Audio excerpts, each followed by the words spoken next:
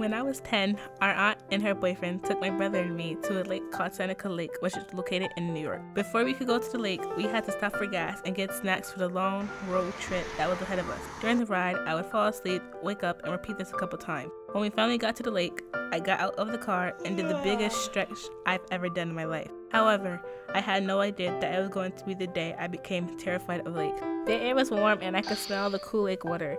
I heard laughter and little kids screaming from being anxious about getting into the water. When I started walking towards the lake, I was ready to just rip all of my clothes off and jump into the water. My family laid all of our items on a picnic table that was near the lake. We all started to take our clothes off and run to the lake. The water was freezing. My aunt's boyfriend and her friends decided to go on the other side of the lake where the boats go and see if he could swim to one of the small islands. My aunt stayed with my brother and me and we continued swimming.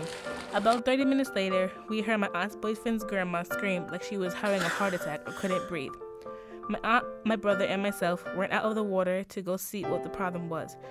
Screaming, "Please!" I didn't understand what was going on since I was only 10. My aunt ran to her path and I ran after her. When the path ended, there was a crowd of people surrounded by the lake. The lake rangers were near the water pulling someone out.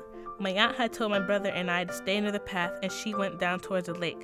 At that moment she screamed, and that's when I knew who was being put out of the water, her boyfriend Dwayne. This is officially the day when I became terrified of lakes. When the ambulance came, I was frozen. I couldn't move and I didn't talk. I was freezing from the lake water and I just wanted to know if Dwayne was okay. We followed the ambulance to the hospital and waited to hear if Dwayne had made it or not.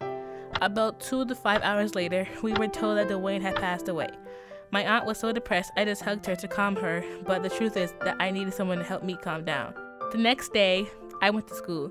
At first, I was fine. However, after I sat down and started to think, tears started coming down my face. I calmed down and was okay for the rest of the day. Ever since that tragic day, I've thought about Dwayne and stayed away from lakes. Anything could happen, anywhere, you just never know.